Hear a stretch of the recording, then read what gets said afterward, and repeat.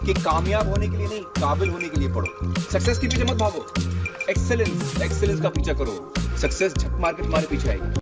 Hello everyone, dear students, welcome back to the channel, your one-stop trusted source for engineering admission and college updates.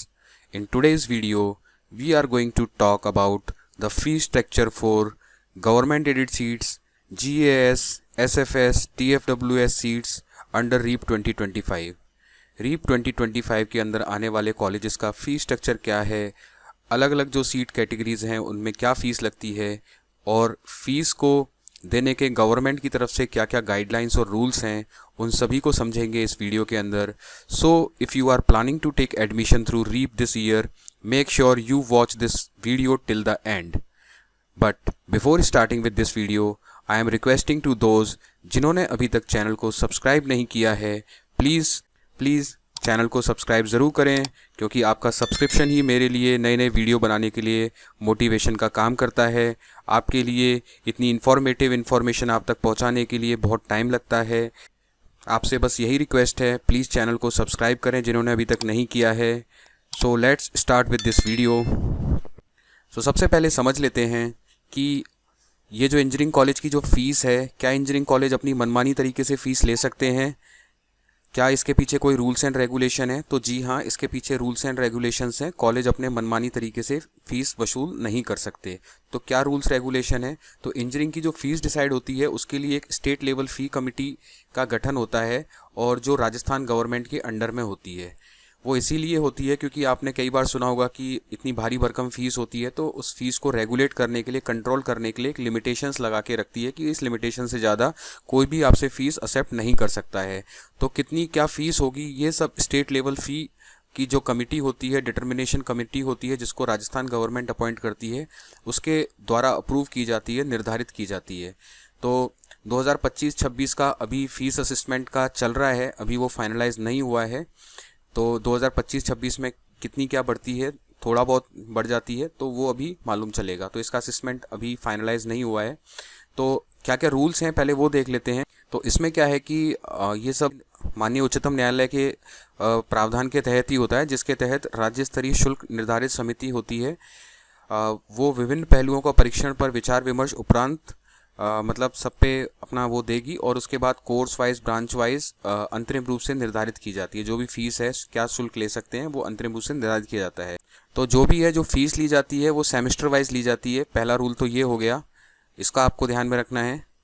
और दूसरा है, छात्रों से question money course के प्रवेश के समय एक बार ही ली जाए। मतलब जो क्वेश्चन मनी है वो एक बार ली जाती है, और क्वेश्चन मनी जैसे ही आपका कोर्स कंप्लीट हो जाएगा वो रिटर्न कर दी जाएगी। तो दूसरा रूल ये हो गया, जो कि तकनीकी शिक्षा विभाग का जो सर्कुलर है, नोटिस है, उसके पॉइंट ऑफ व्यू से मैं बता रहा हूँ कि क्या क्या रूल्स एंड रेगुलेशन है। कॉलेज संस्थान द्वारा अगर जो ट्यूशन फीस निर्धारित की गई है, जो फीस निर्धारित की गई है, किसी तरह के अन्य शुल्क या यथा डोनेशन लिया जाता है, कैपिटेशन फीस आदि वसूला नहीं जाएगा। तो इस तरह के डोनेशन या कैपिटेशन फीस वसूलने की अनुमति नहीं है। यदि किसी कॉलेज ने छात्रों से ऊपर वर्णित शुल्क के अलावा कोई अन्य शुल्क वसूल किया है, तो वह कैपिटेशन शुल्क की परिभाषा में माना जाएगा और उसके लिए दंडात्मक कार्रवाई की जाएगी। तो ये सारे रूल्स हैं। तीसरा रूल हो गया, तो कॉलेज आपसे एक तो ट्यूशन फीस ले सकता है, जो भी निर्धारित की हुई है गवर्नमेंट ने, उतनी ट्यूशन फीस ले सकता है। क्वेश्चन मनी ले सकता है। क्वेश्चन मनी को 4 साल के बाद रिटर्न करने का रूल है। क्वेश्चन मनी 4 ईयर्स के बाद, जैसे ही आपका कोर्स कंप्लीट होगा तो 4 ईयर्स के बाद आपको ये रिटर्न करनी होती है। ये रूल्स है। उसके अलावा जो यूनिवर्सिटी की एग्जामिनेशन फ़ीस है या फिर अदर एक्सपेंसेस हैं, जो आपके पर्सनल एक्सपेंसेस हैं, हॉस्टल फ़ी हो गया, बस फेयर हो गया, ड्रेस वगैरह हो गया, वो सब एक्स्ट्रा हैं, तो वो सब कॉलेज ले सकता है, और वो ऑप्शनल होते हैं, कंपलसरी नहीं होते हैं। बाकी यूनिवर्सिटी फ़ीस वगैरह और डेवलपमेंट फ़ीस वो सब अलग से पे करनी होती है। तो ये कुछ रूल्स हैं जो कि तकनीकी शिक्षा विभाग और माननीय उच्च न्यायालय के तहत स्टूडेंट के फेवर में दिए गए हैं। तो इसी वीडियो में आगे बढ़ते हैं। तो हम बात कर रहे थे कि हमारे राजस्थान के अंदर 3 तरह की सीट होती हैं। एक तो TFWS सीट हो गई जिसको ट्यूशन फीस वेवर स्कीम बोलते हैं। TFWS का मतलब हो गया TFWS tuition fee waiver scheme. तो नाम से ही समझ में आता है कि जो ट्यूशन फीस होती है वो वेव ऑफ कर दी जाती है, हटा दी जाती है। वेव ऑफ का मतलब ट्यूशन फीस हटा के, ट्यूशन फीस वेवर स्कीम का मतलब हो गया ट्यूशन फीस को हटा के ली जाने वाली फीस। तो ट्यूशन फीस हटा दी जाएगी और उसके अलावा जो बची हुई फीस है वो ली जाती है। तो ट्यूशन फीस को हटाने के बाद डेवलपमेंट फीस बचती है, वो ली जाती है। तो एक तो TFWS की कैटेगरी हो गई, दूसरी गवर्नमेंट एडेड सीट हो गई। तो गवर्नमेंट सीट एडेड सीट सिर्फ गवर्नमेंट कॉलेजेस में होती हैं जहाँ पर जो उसको गवर्नमेंट की तरफ से ही फाइनेंशियल सपोर्ट मिलता है कुछ ब्रांचेस पे। तो वो गवर्नमेंट एडेड सीट होती हैं जिनको गवर्नमेंट सपोर्ट करती है।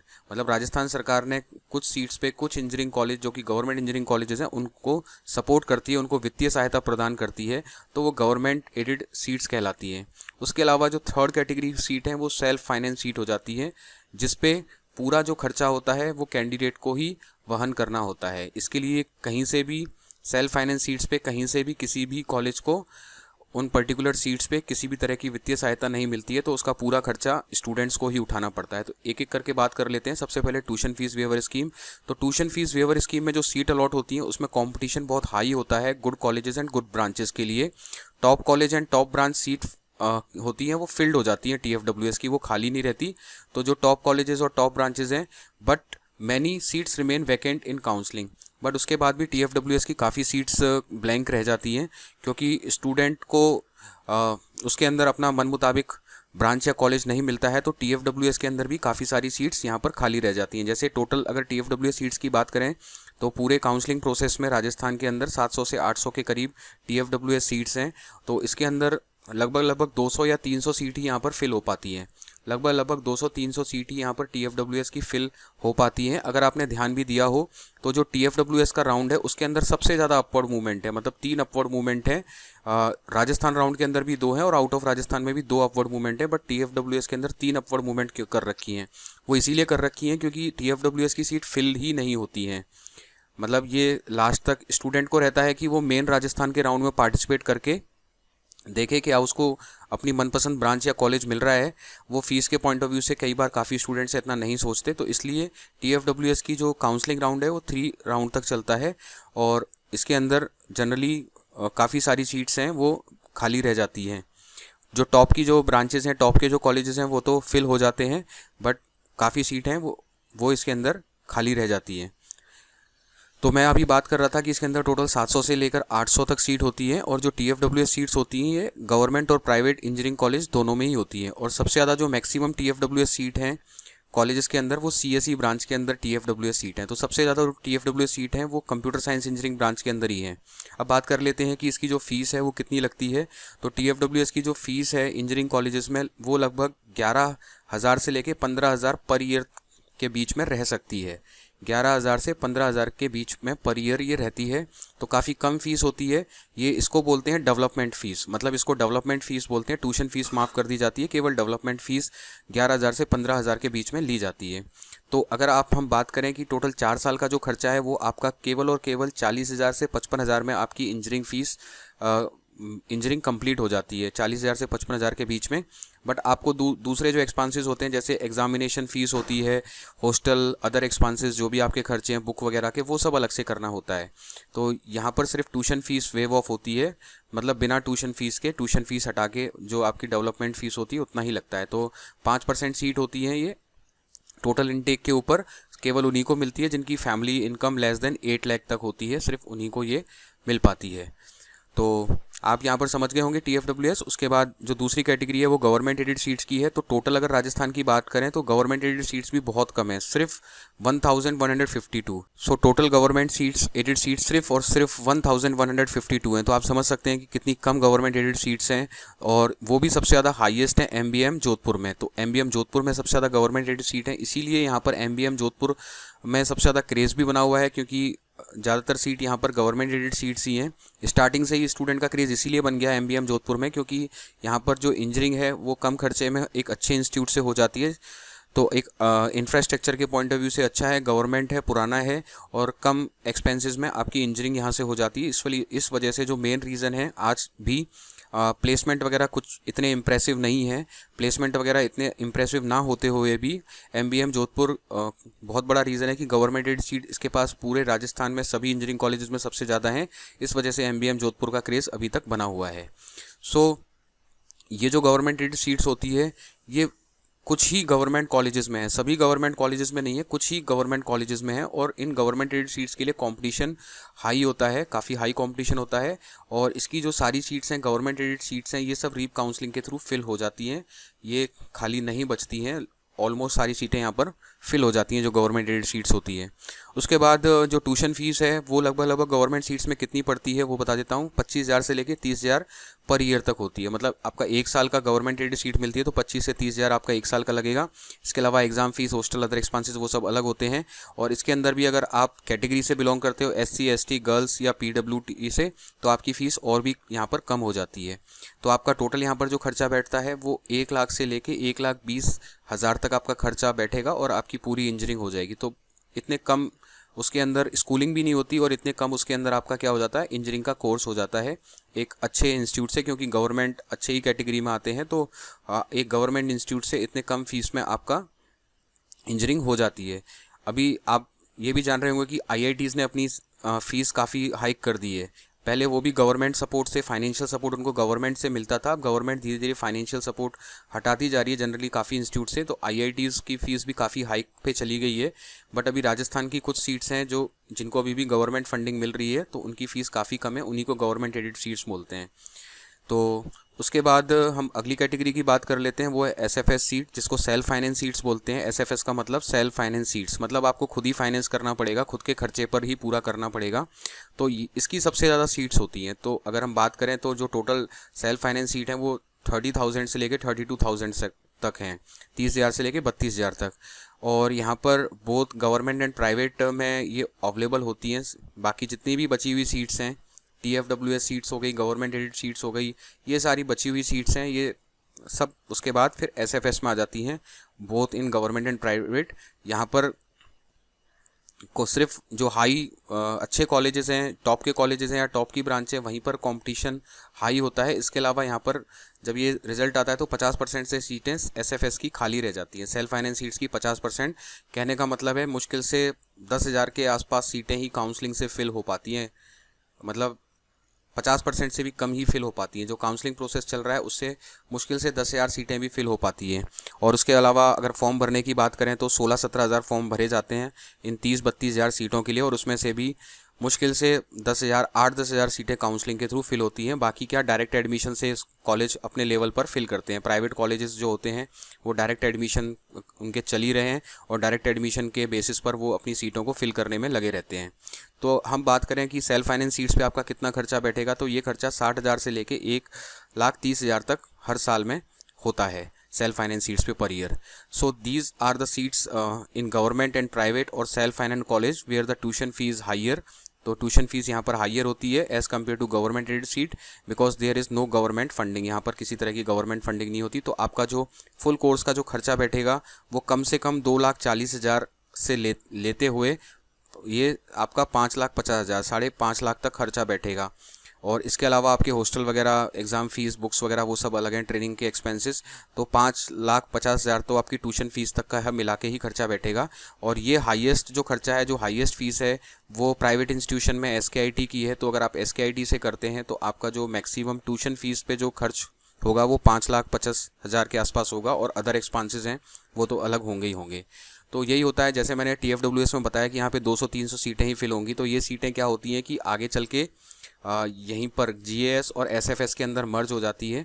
तो जो राजस्थान का जो राउंड आएगा, अभी TFWS राउंड का रिजल्ट आ चुका है, इसकी काउंसलिंग चल रही है, तो यहाँ पर 200-300 सीटें ही लगभग फिल होंगी। उसके बाद जितनी भी खाली रह जाएंगी वो GAS और SFS में मर्ज हो जाएंगी यहाँ पर। तो राजस्थान राउंड के अंदर ये बची हुई सीट है, मतलब ये 30-32 हज़ार सीट और ये 1,152 सीट्स हैं। जो इनका जो रिज़ल्ट है वो आपको पता ही है कि राजस्थान राउंड की जो काउंसलिंग है उसका रिज़ल्ट 26/7 को आएगा। तो उस टाइम पर TFWS की सीट्स भी यहाँ पर मर्ज हो जाएंगी GS SFS में, और इन सारी सीट्स को मर्ज करके फिर आपकी जो मेरिट है, जो आपको कॉलेज अलॉटमेंट होगा, वो उनको मर्ज कर ही होगा। तो इसीलिए TFWS को पहले रखा गया है कि उसके अंदर सीटें खाली हो जाएंगी तो उनको इन राउंड्स के अंदर मर्ज कर दिया जाएगा। आउट ऑफ राजस्थान के अंदर भी सीटें खाली रह जाएंगी तो उनको भी GS SFS में मर्ज कर दिया जाएगा। तो सिमिलरली आउट ऑफ राजस्थान की भी सीटें काफ़ी खाली रह जाती हैं, उसके अंदर भी लगभग 2,000-2,500 के आसपास फॉर्म भरे जाते हैं, 2 से 2,500 के आसपास ही फॉर्म भरे जाते हैं आउट ऑफ राजस्थान। उसमें से जो एडमिशन लेने वाले होते हैं मुश्किल से 500 कैंडिडेट होते हैं, और तो बाकी सारी सीटें खाली होती हैं, वो सब गवर्नमेंट एडेड सीट्स और SFS में मर्ज हो जाती हैं। तो आप समझ गए होंगे TFWS, GS और SFS का मतलब। आगे देखते हैं। तो अगर हम बात करें कि ये जो फीस कमेटी होती है, स्टेट लेवल फ़ी कमेटी होती है, ये किस तरीके से फ़ी डिवाइड करती है। तो स्टेट लेवल फ़ी कमेटी ने कॉलेजेस को डिवाइड कर रखा है उनकी कैटेगरी के अकॉर्डिंग। तो इनसे कॉलेजेस से ये कुछ परफॉर्मा भरवाते हैं, फिल कराते हैं, उनका क्या है, क्या स्ट्रक्चर है, कितने एक्सपेंसेस, कितने खर्चा हो रहे हैं और कितनी वो फीस ले सकते हैं, मतलब उनके खर्चे के हिसाब से फ़ीस उनकी डिसाइड करते हैं। तो उस हिसाब से कॉलेजेस की को कैटेगरी में डिवाइड कर रखा है, कॉलेजेस की कैटेगरी बना रखी है। तो जो अपर लेवल के कैटेगरी के कॉलेजेस हैं वो हाई फीस हाइक करते हैं, और लोअर तक भी कॉलेजेस हैं जो इनकी फ़ीस कम होती जाती है। तो अगर हम नॉर्मल कॉलेज की बात करें, फ़ी जिनके पास किसी भी तरह का एक्रेडिटेशन नहीं है, एक नॉर्मल कॉलेज है जिसके पास किसी भी तरह का एक्रेडिटेशन नहीं है, ना तो उसके पास ऑटोनॉमस स्टेटस है, NBA भी नहीं है किसी भी ब्रांच में, और NAC का भी कोई स्टेटस नहीं है।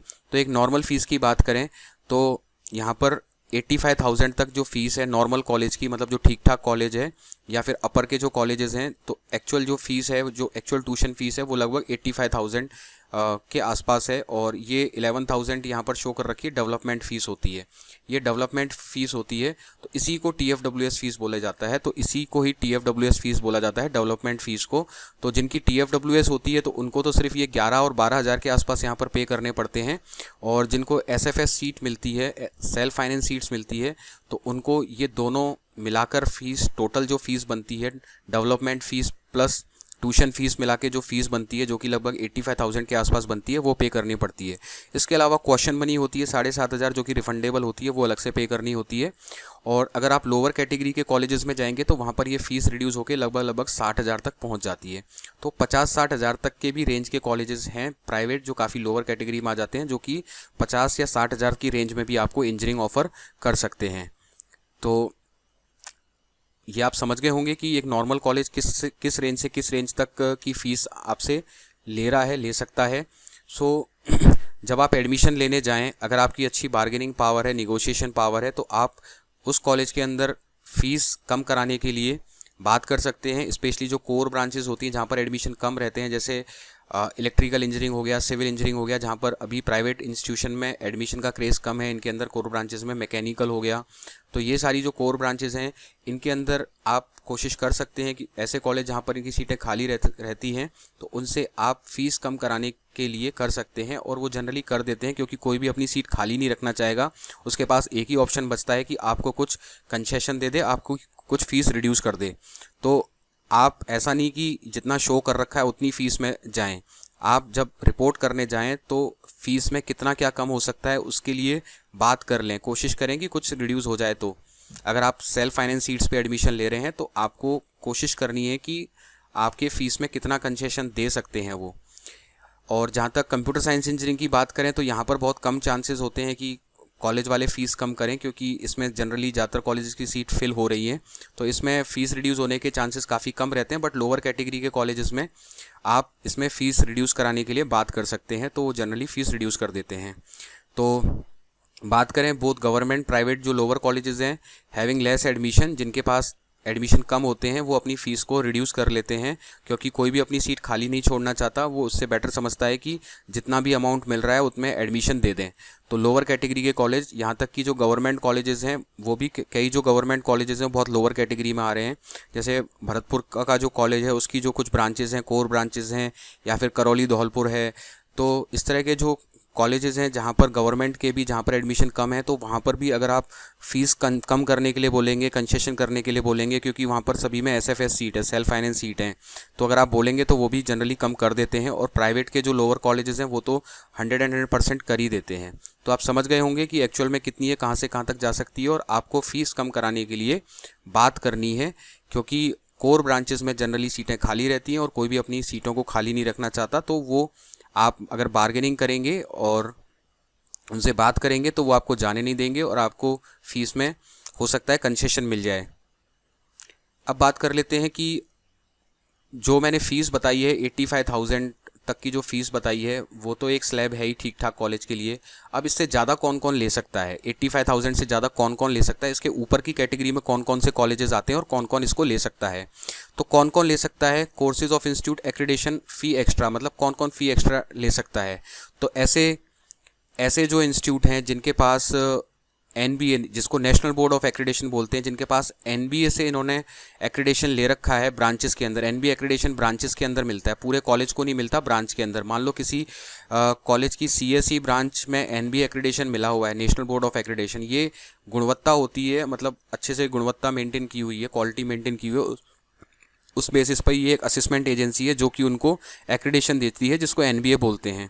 तो अगर किसी ब्रांच के अंदर, किसी कॉलेज में NBA एक्रेडिटेशन है उस ब्रांच के अंदर, तो वो 3,000 रुपये आपसे एक्स्ट्रा ले सकते हैं। जो फीस है उससे 3,000 रुपये एक्स्ट्रा ले सकते हैं। और जो और भी अच्छे कॉलेजेस हैं वो NBA एक्रेडिटेशन पे 20% ऑफ ट्यूशन फीस ले सकते हैं। इसके रूल्स हैं, तो वो जो भी ट्यूशन फीस है इसका 20% लगा लीजिए या फिर इस पर 3,000 एक्स्ट्रा लगा लीजिए, उतना ले सकते हैं। और जो बिल्कुल ही टॉप में आ रहे हैं वो 20% ऑफ ट्यूशन फीस किसी किसी केस में ले सकते हैं। उसके बाद दूसरी तरह की जो एक्रेडिटेशन होता है वो NAAC का होता है। NAAC का जो एक्रेडिटेशन मिलता है ये पूरे कॉलेज को मिलता है, ना कि ब्रांच को। NBA ब्रांच को मिलता है और NAAC का जो एक्रेडिटेशन होता है वो कॉलेज को मिलता है। तो इसको बोलते हैं national assessment and accreditation council. और इसकी जो ग्रेडिंग होती है NAAC की, ये कई तरह की ग्रेडिंग होती है। A++, उसके अंदर A होता है, फिर B+B ग्रेडिंग होती है, BB ग्रेडिंग होती है। तो A++ ग्रेडिंग काफ़ी कम के पास है, एक दो कॉलेजेस के पास है। NAAC का तो आपको बता देंगे कि हमारे पास NAAC है, बट NAAC के अंदर बाकी की ग्रेडिंग का कोई खास मतलब नहीं है। जिसके पास A++ ग्रेडिंग है वो सबसे बेस्ट कैटेगरी में कंसिडर हम उसको कर सकते हैं। तो जिनके पास NAAC एक्रेडिटेशन है, वो A++ की ग्रेडिंग है, तो वो 25% ऑफ ट्यूशन फीस एक्स्ट्रा ले सकते हैं। तो अगर हम यहाँ पर बात करें, जो ट्यूशन फीस है उसका 25% एक्स्ट्रा ले सकते हैं जिनके पास NAAC एक्रेडिटेशन की A++ ग्रेडिंग है। उसके बाद दूसरा 2 हो गया, तीसरा हो गया ऑटोनोमस स्टेटस है। अगर किसी के पास ऑटोनोमस स्टेटस है, ये ध्यान रखिए, तीसरे नंबर पर आ गया ऑटोनोमस। फर्स्ट ये हो गया NBA, सेकंड हो गया NAAC और थर्ड हो गया ऑटोनोमस स्टेटस।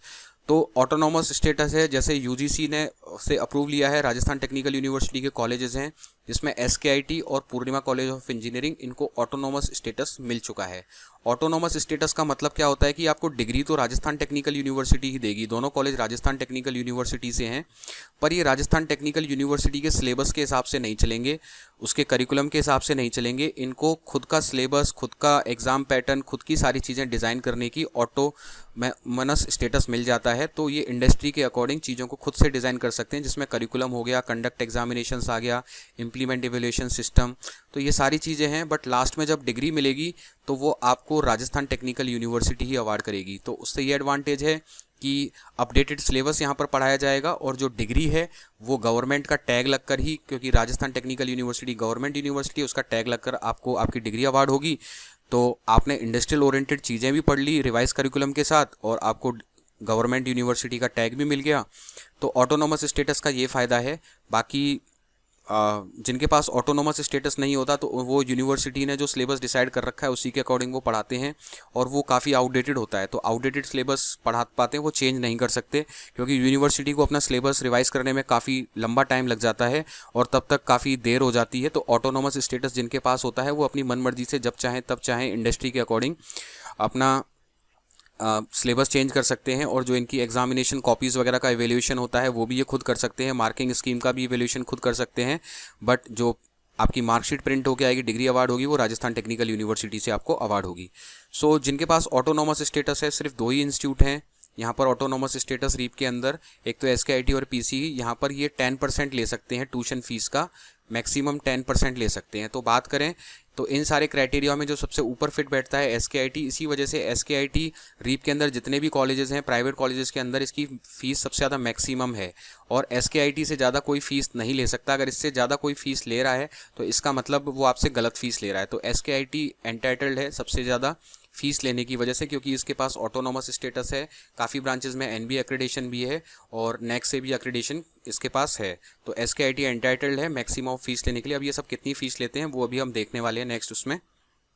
तो देख लेते हैं कि फ़ी ऑफ इंजीनियरिंग कॉलेजेस की, अलग अलग इंजीनियरिंग कॉलेजेस की कितनी फ़ीस है गवर्नमेंट से लेके प्राइवेट तक।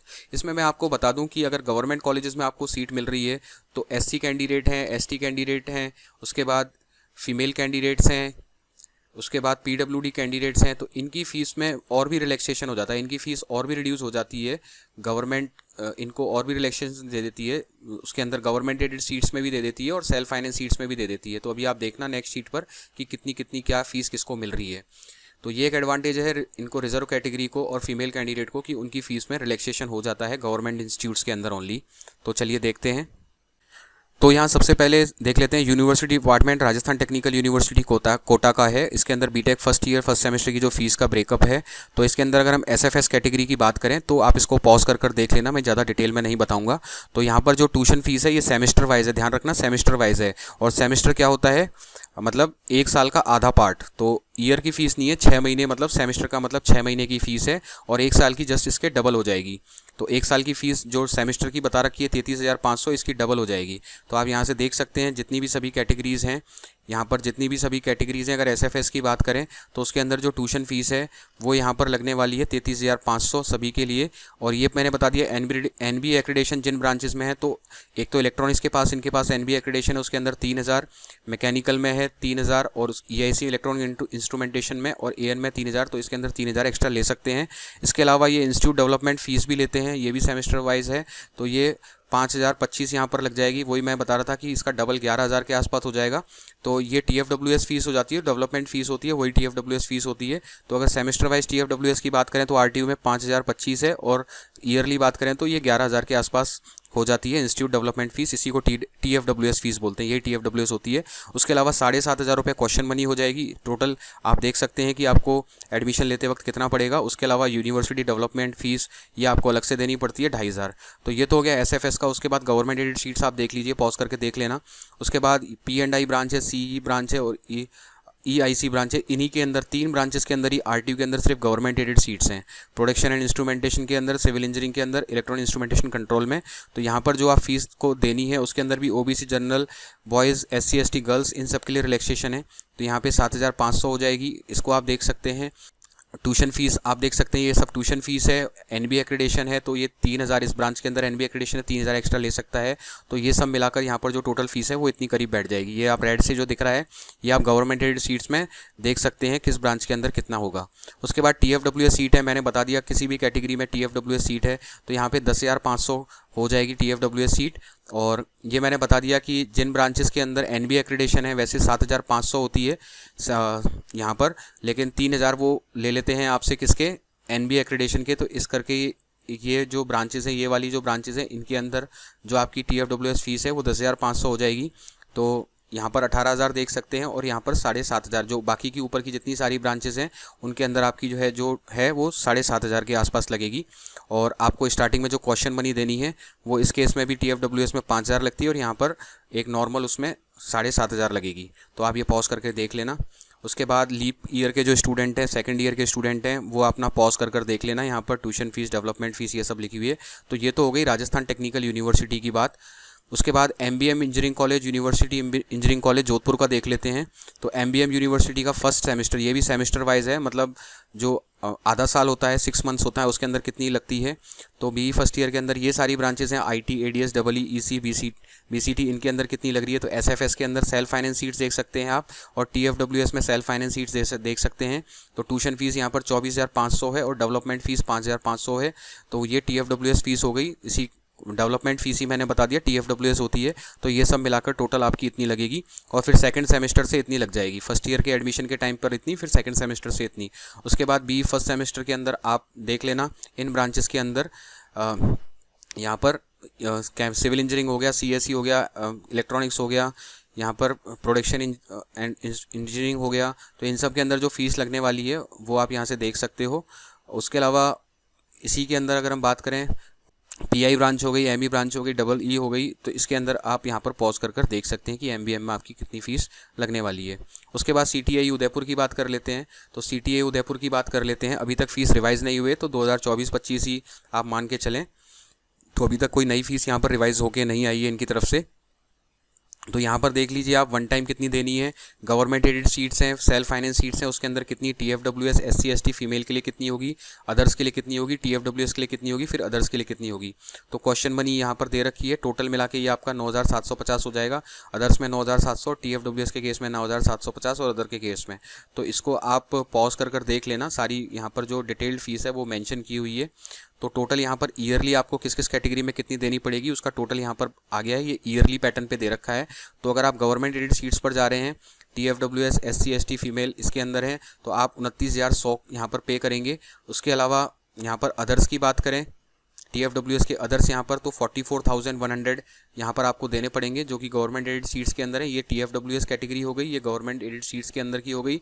फिर यहाँ पर गवर्नमेंट एडेड सीट्स के अंदर ही दो कैटेगरी बना रखी है, एक तो TFWS SC ST फीमेल और गवर्नमेंट एडेड सीट्स के अंदर अदर्स की कैटेगरी। ऐसे ही सेल्फ फाइनेंस सीट्स की दो कैटेगरी बना रखी है, एक तो TFWS और अदर्स। तो जो TFWS हैं सेल्फ फाइनेंस सीट्स के अंदर, तो उनकी जो टोटल फीस है वो 35,100 लगेगी फर्स्ट ईयर के अंदर, और जो अदर्स हैं विदाउट TFWS नॉर्मल सीट्स पे जिनको मिला है, तो उनकी 84,100 यहाँ पर लगने वाली है। तो आप समझ गए होंगे कि गवर्नमेंट एडेड सीट्स पे कितनी लगने वाली है और सेल्फ फाइनेंस सीट्स पे कितनी लगने वाली है। उसके बाद हम JEC-RC की बात कर लेते हैं। तो JEC-RC की जो फीस स्ट्रक्चर है उसके अंदर अभी इन्होंने भी अपना अपडेट नहीं किया है, क्योंकि अभी फीस रिवाइज नहीं हुई है इनकी भी। तो ऑड सेमेस्टर की बात करें तो ऑड सेमेस्टर आपका हो जाता है जब वो अभी आप स्टार्टिंग में एडमिशन लोगे तो आपकी 55,500 लगेगी, और फिर इवन सेमेस्टर अगला वाला स्टार्ट होगा सेकेंड सेमेस्टर, उसमें 48,104 है। उसके अलावा जिन्होंने TFWS में जिनको एडमिशन मिला है उनकी 11,089 रुपीज़ यहाँ पर लगेगी, और इवन सेमेस्टर में फिर कुछ नहीं देना, आपकी वही 11,000 के करीब है। उसके अलावा NBA एक्रेडिशन फ़ीस मैंने बताया कि 3,000 रुपये एक्स्ट्रा जिन भी ब्रांचों में है, तो इसके पास EC एंड ME में है। अभी ये कुछ टाइम के लिए मिलता है, अगर इनका रिन्यू नहीं हुआ होगा, इनको रिन्यू कराना पड़ता है NBA एक्रेडिशन को, अगर रिन्यू नहीं हुआ होगा तो ये 3,000 नहीं लगेगी, अगर इनका रिन्यू हो गया होगा तो ये 3,000 लगेगी। उसके बाद स्टूडेंट जो लेटरल एंट्री से आते हैं तो उनका और सेमेस्टर में 55,500 और एवन सेमेस्टर में 48,104। इसके अलावा क्वेश्चन मनी वन टाइम 7,500 रुपये आपको अलग से देनी पड़ेगी। तो ये JEC-RC का फीस स्ट्रक्चर हो गया। उसके बाद बात कर लेते हैं SKIT का फीस स्ट्रक्चर।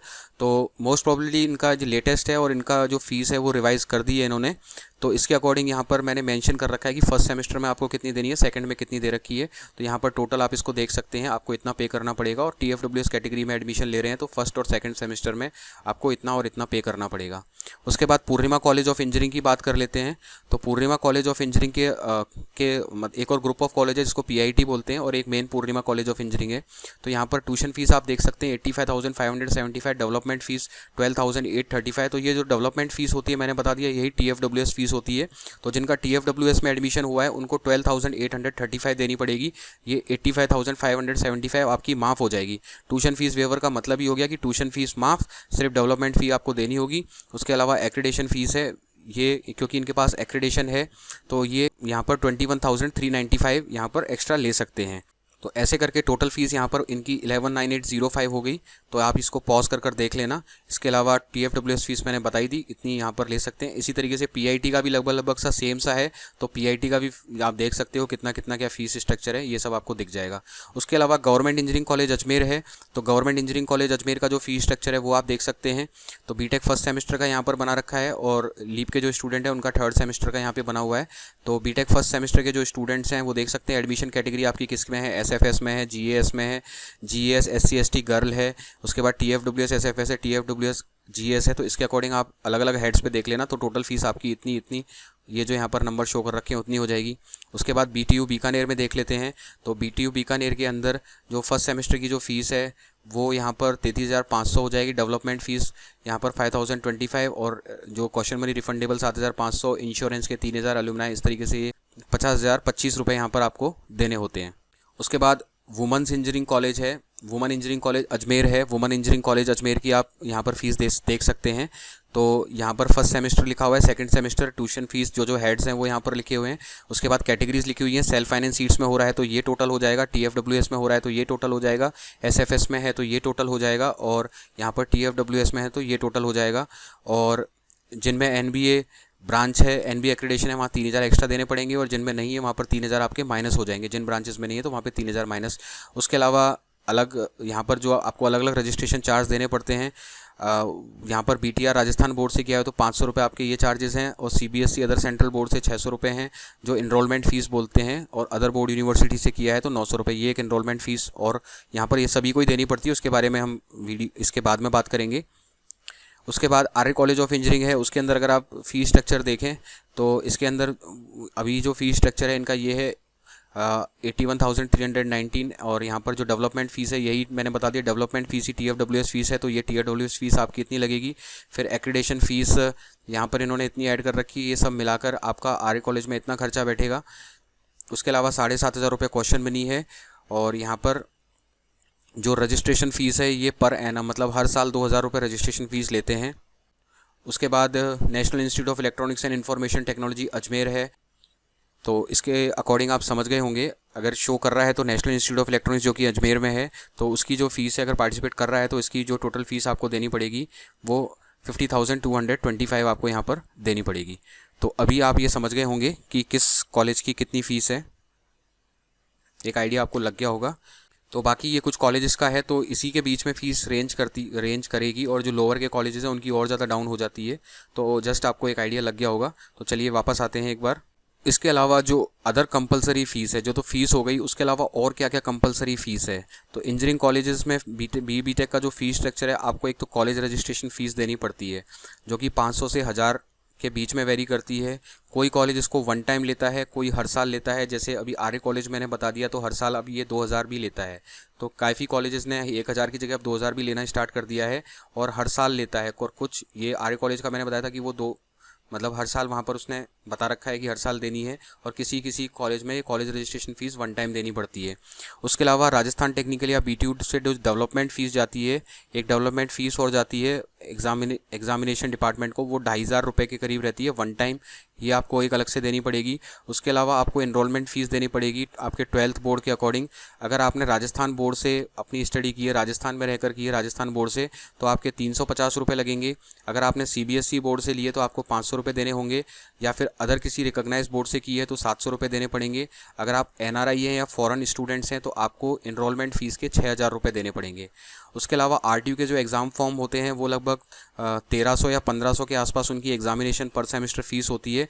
वो RTU बार बार चेंज करता रहता है, रिवाइज़ करता रहता है, तो 1300 या 1500 के आसपास अभी फ़ीस चल रही है पर सेमेस्टर एग्जामिनेशन की, तो वो हर सेमेस्टर में आपको एग्जामिनेशन फ़ीस अलग से देनी पड़ती है। तो ये भी एक अदर कंपलसरी चार्जेस हैं। इसके अलावा बुक्स वगैरह आपको परचेज़ करनी है तो वो आप पर डिपेंड करता है। तो ऑप्शनल चार्जेस के अंदर क्या क्या आ गया, अगर आप हॉस्टल ऑप्ट करते हैं तो हॉस्टल की जो फ़ीस है वो 40,000 से 1 लाख तक वेरी कर रही है, या 1,20,000 तक भी कर दी है काफ़ी कॉलेजेस ने। उसके अलावा ट्रांसपोर्टेशन अगर आपको चाहिए तो बेस्ड ऑन द डिस्टेंस, आपका डिस्टेंस कितना है कॉलेज से, उसके बेसिस पर ये जो फ़ीस है वो 15,000 से 25,000 के आसपास होती है। CRT होता है campus recruitment training programme. Campus recruitment की तैयारी कराने के लिए काफ़ी जो कॉलेजेस हैं वो 3,000 या 5,000 तक की भी फ़ीस वसूलते हैं। ये ऑप्शनल होता है, जो इसमें जाना चाह रहा है वही उसी के लिए है। उसके अलावा बुक बैंक लेना है, आपको बुक्स वगैरह लेनी है कॉलेज से, तो उसके लिए बुक बैंक की फैसिलिटी आप 3,000 रुपये पे करके ले सकते हो। उसके अलावा यूनिफॉर्म फ़ीस होती है, ज़्यादातर प्राइवेट कॉलेजेस में यूनिफॉर्म कंपलसरी ही कर रखी है ऑलमोस्ट ज़्यादातर प्राइवेट कॉलेजेस में, तो उसकी जो फ़ीस है वो 3,000 से लेकर 4,000 के बीच में अप्रॉक्स है। इसके अलावा कॉलेज आई कार्ड का आपको अलग से थोड़ा बहुत देना पड़ेगा, किसी टेक्निकल सोसाइटी की मेंबरशिप है, इंश्योरेंस फ़ीस है, या फिर इंडस्ट्रियल ट्रेनिंग के अंदर आप खर्चा करना चाह रहे हैं तो वो अलग से देना पड़ेगा। तो ये कुछ अदर ऑप्शनल चार्जेस हैं जो कि कॉलेज को पे करने होते हैं। सो आई थिंक आपको फ़ीस स्ट्रक्चर समझ में आ गया होगा, और जैसा मैंने बताया था कि कोई भी कॉलेजेस है वो अपनी मनमर्जी से फ़ीस नहीं कलेक्ट कर सकता, आपको समझ में आ गया होगा। So that's all for today's video on REAP 2025 fee structure for government aided seats, self-finance seat, TFWS seats. If you found this video helpful, please like, share and subscribe for latest update and your educational journey. The channel is very important कि आपको ये channel हमेशा support करेगा आपकी educational journey में, आपकी 4 engineering journey में, 4 years की इंजीनियरिंग जर्नी में। And drop your queries in the comment below and I will reply to each one of you personally. Meet you in the next video. More information. Till then, thank you. Bye bye. Take care. Don't worry, I am with you.